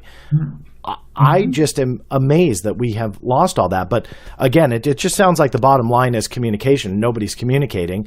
And if they were, there'd be all these misconceptions that have been kind of cleared up. So, and we can push back our time limit unless you got to run, because I have to say this, and it'll be quick. Yes, and I do hope that some of these guys have the opportunity to communicate with either Commander Fravor or just in general. And every one of these guys, I'm very impressed because they're on Twitter, like you said. They're engaging the community. They're willing to be clear with it, because they want that. And one of the things, I'm going to, from a personal standpoint, because I have a lot of respect for them, is the service that they did to our country. I don't really care what you think about their UFOs, whether you believe them or not. These guys, these are combat veterans that went, they served our country and they deserve respect for it. When you sit down and listen to what they say, I do think that they deserve that respect. Yeah. I think that once you hear it with an open mind, and I've always said, man, that the key to happiness is never going to try to always prove you're right, but prove you're wrong, because you learn something. And I think if some people did that in this case, I think they would walk away with a little bit better understanding. And I feel fairly confident. I don't want to speak on their behalf, but just say that they would say they were wrong if they were proved wrong. But the thing that off my soapbox now that I wish it would happen is because the thing that kind of bothered me, just on a personal level, kind of upset me, is, man, I genuinely, in talking to every single one of those guys, I felt like the reason they came out, the reason they walked out there. Jason Turner told me when he went to this conference, because other people have bashed, they're going to conferences, they're doing that. Some of these guys came out of their own pocket, because you've been invited to UFO conferences. There's not money here. And so they had to still pay for that. They did that. They came out of their own pocket for that. These guys came out for the same reason they served this country, went back in 2004, which is in support of each other and support of those pilots. Their job on that Princeton, whether it was radar, was whatever, was to support those pilots in that combat mission success. And so I would urge any of the pilots that just shut them down, remember, I'm telling you, I believe in my heart of hearts, they came out not for fame and fortune, because they don't have any. Yeah. In support of their God. And so that in itself, they're very respectable individuals.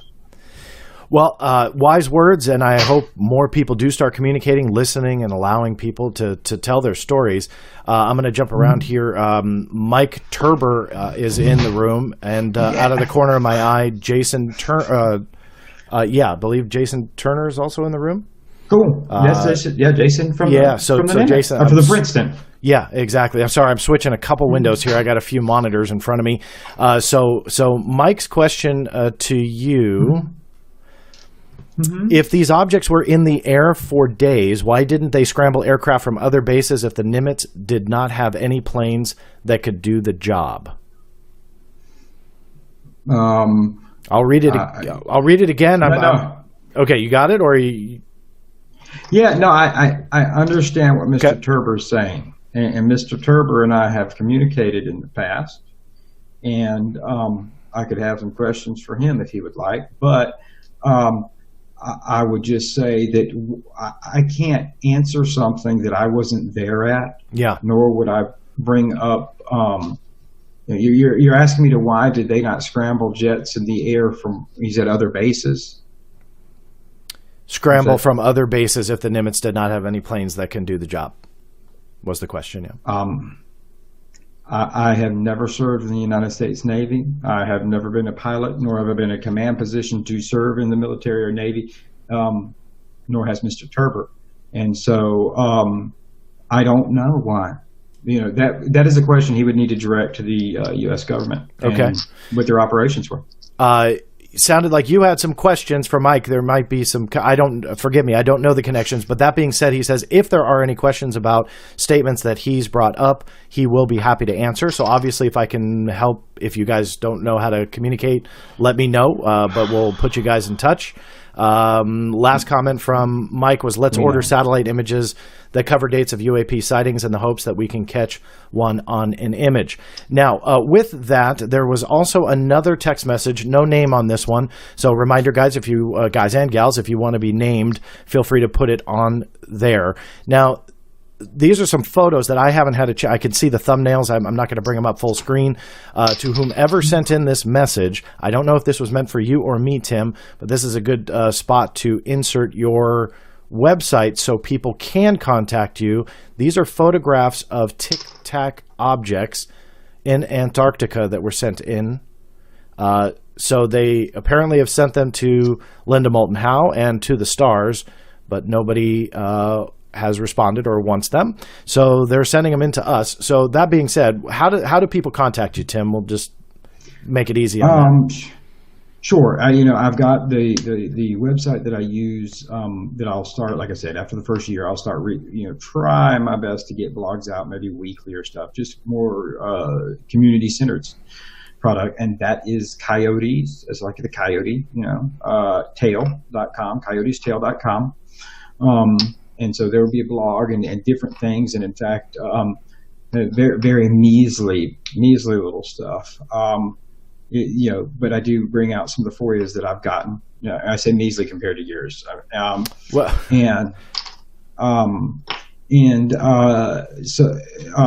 you can reach me there. My email and everything is there. You can find me on Twitter, LT and I stepped on you there. It's at coyotestail.com. And I'm sorry, what was your Twitter handle again? LT Tim McMillan at LT Tim McMillan. Find me on Twitter. My messages are open there. I always tell people, email me. I am in a different time zone, obviously, if you're in the U.S. So we may be a little off, and I get busy. But I do try to respond to every single person because, that's why I enjoy the questions. As many questions as you want to throw at me, because I actually ended up learning a lot from the things people ask me. Yeah. And so that's why I love doing the open chats on these live streams, which, by the way, I've been asked by a couple people here, and I saw out of the corner of my eye in the chat room. Yes, I'll be doing another stream probably the beginning of next week about the article that was dropped today, and I'm happy to field questions. But I'm with you. I love that kind of stuff. Let's do one or two more, and then I'll let you go, Tim. I know it's getting late over there in Germany. This is from Jazz Shaw. Jazz, thank you so much for tuning in. For those who don't know, Jazz is a journalist with hotair.com. Jazz is a great individual to speak with. I'm a fan of Jazz. He texts in, John, it's Jazz Shaw. Do you think this is now a showdown between Elizondo and the Pentagon as to who is lying? I'm guessing you might want to take a stab at that, Tim. Well, yeah, no, okay, all right, here we go. No, in answer to my huge question. That sums it up. That's everybody. Oh, sorry. All right, thanks everybody. Yep, that's a show. We're moving on to the second phase of disclosure, and here we go. No, I'll elaborate for you if you want me to.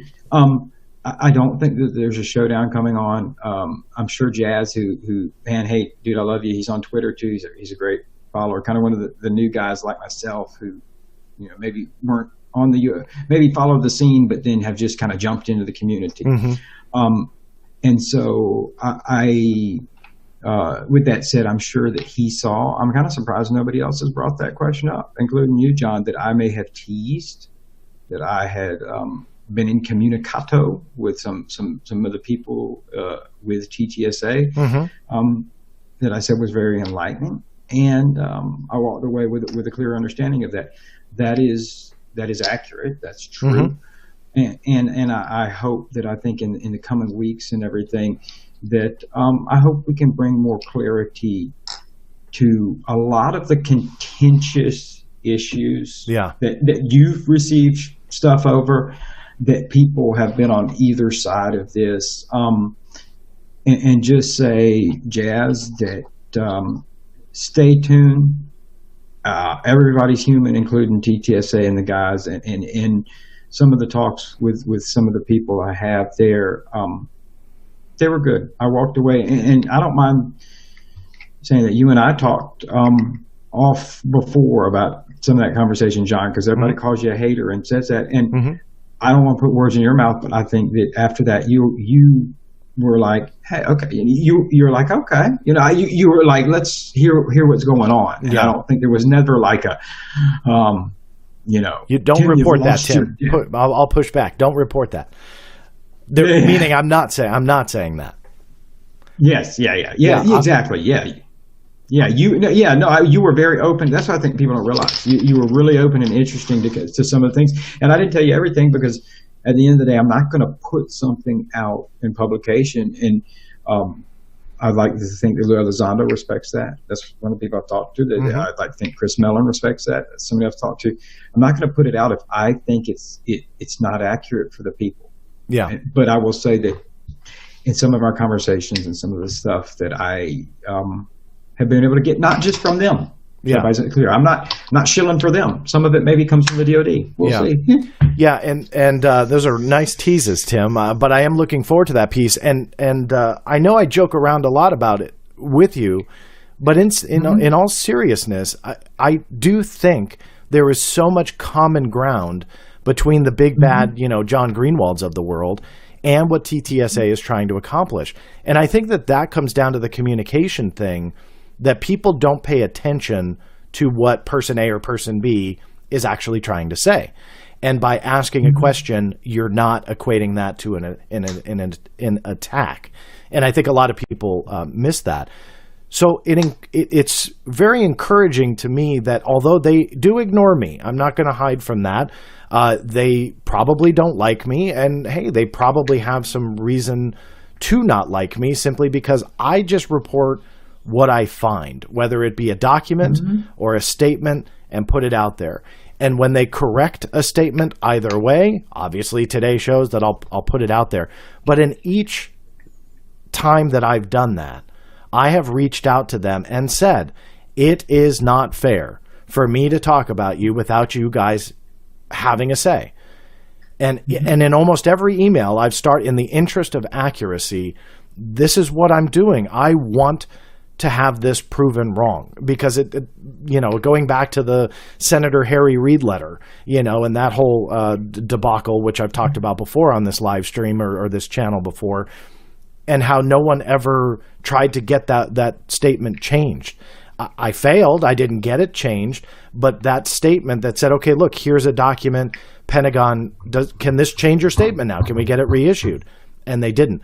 So I think that and I hope anyway, because I do appreciate your kind words and recognition of me. Like, I just want to know what really happened, and I really am interested in it. So going back to when I was saying that I'm encouraged, I really am. I'm encouraged that they're speaking to you.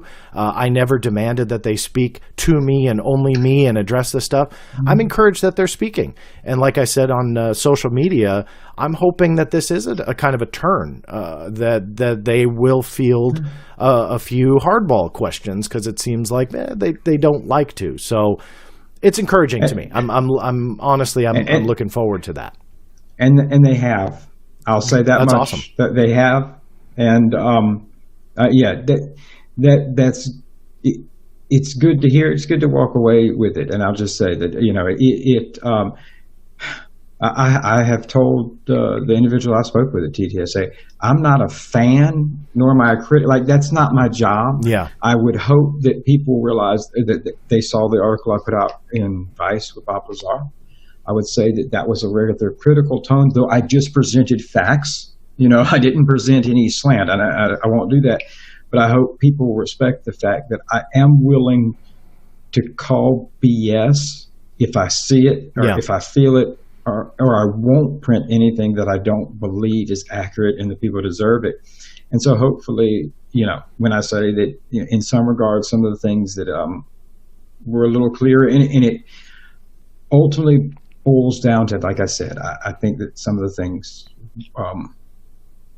it all involves human beings. Mm-hmm. Maybe sometimes it's not as difficult as we think. And but we all have egos. Meaning, just like, there's plenty of times when we're like, forget that guy, because they've talked trash about us. Yeah. That probably goes on in all things, but, I'm glad to have opportunity to talk to you one-on-one, because hopefully a lot of the people who are listening to this kind of feel like it's a one-on-one, however you feel on it. Yeah. Zealousy is not good, whether it is religion, or whether it is anything. And so zealousy on either side is not good. Maybe we can end some of that zealousy, because if the evil John Greenewald, and I told somebody on Twitter last night, I said I'd spoken to TTSA with some really interesting conversations. I walked away with it. Have you told John? And I'm like, I did. He defriended me, and then I couldn't get back in touch with him. No, people be surprised to be like, you listen, we back and forth, and you're like, okay, all right. You're like, but what about this? And that's what I mean about being that detail guy, because I want to be able to say, when you go, yeah, but what about this? It doesn't make sense. Is that when people are legitimate and some stuff maybe is mistakes, I can go back and say, hey, but what about this? And then walk back and they say, well, this is how this happened. And I go, you know what? I get it. We all make errors, and I'll say that I hope he wouldn't be mad at me saying this. I'll say two things that earned a lot of respect in my eyes in terms of Luis Elizondo. This was one of our first conversations we ever had. This goes all back to the summer. Is he said, we're not perfect. We've made mistakes. There's no roadmap. People think that this is a disclosure thing with them, and I think that'll be something interesting that maybe come out, is that they need the people to be a collective just as much. And in my opinion, just what I know now. And it was, we've made mistakes. And then just recently it was, hey man, what's some things that we could do better? Mm-hmm. Now, why is he asking me that? Why is he talking to me? Why is that? I don't know. It's not like I'm special, other than I hope people realize that I'll talk to anybody. In fact, a couple of weeks, Erica Lukes and Chris Marks will be coming into Germany to visit. I'm looking forward to seeing her and meeting him. So yeah, I think it involves everybody. And so I hope people realize that I'm objectively fair with it. And so, yeah, no, I hope. Yeah, people keep saying, is there some big reveal coming in 2020? If there's a big reveal coming in 2020, I would hope it would be that maybe a lot of the different people who bring some phenomenal skill sets to this table, whether it's the, Chris Cogwells and what they do. Even Deep, you hear Deep that's on Twitter and everything, the stuff that he's bringing out there. Kevin Day, who's doing what he's doing. People totally missed it, but Dave Scott just wrote a phenomenal article. I urge everybody to go to hisspace.radio about Canadian politicians preparing for UFO topics in the politician. So I need Dave, I need everybody, I need you. Is it achievable? Yeah. If we're all willing to say we're wrong, or if we're all willing to say, I screwed up there, we need that. Yeah, I think so. But I don't know any other way to do it. Yeah. Because if somebody can point to me a spot when anybody solved UFOs, good for you. I'm proud of you. Now that I don't get those messages. Yeah. Well, I'm really looking forward to your next piece. There's quite a few more text messages and questions in the chat room, but we're coming up on 2 hours. So I think that I've taken way too much of your time already, but you've stayed up. You've stayed up, late with me. But I just want to end with the same compliment that I paid you in the beginning, is that you're doing amazing work. And that care and the attention that you give this topic and the way that you said it, that it deserves it, I think is why you and I get along so well, and it resonates in that work. So on behalf of people who need that quality work, thank you for that. You can reach Tim online, www.coyotestail.com, or on Twitter, handle at LT Tim McMillan, and I think that's it, right, Tim? Facebook, they can call search me. for What's you. your number? Let me give them your number. I'll give that out. There's all sorts of different ways to contact Tim. If you're watching on YouTube, feel free to check out the description after the fact, and I'll make sure that I put all of his contact information there so you can hyperlink it. And if you're listening on the podcast version, it's all in the show notes. Go to www.theblackvault.com/show notes. Go ahead and find this episode with Tim McMillan. It will link all over to his material as well. So, Tim, thank you so much again for everything. I really do appreciate it. You Absolutely. sleep well. And as always, thank you all for listening and watching if you're doing it live. We'll see you next time.